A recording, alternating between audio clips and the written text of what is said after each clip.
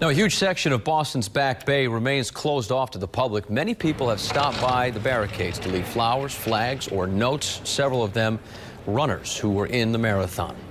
Eyewitness News reporter Andrew Adamson joining us now live from Boston with more on their reaction to Monday's attacks. Andrew?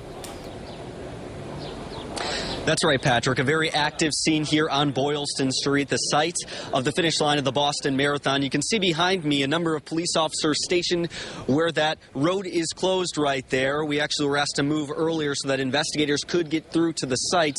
You can also see a lot of people milling about, taking a look at the bomb site. We actually talked with a couple of Boston Marathon runners who were able to reflect on the tragedy 2 days later.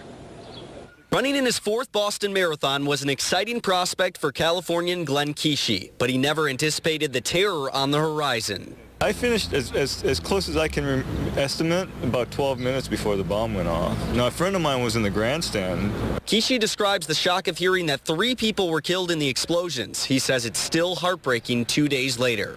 There's a whole bunch of emotions. Like I said, this is the type of thing you don't normally expect to be feeling, especially at an event like this. For Dutch runners Vince Sadrechts and Joran Vantelberg, the shock hasn't worn off.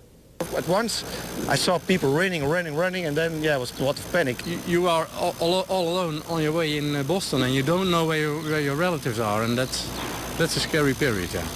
The runners believe coming back to this tragic site is a way to help with the healing process.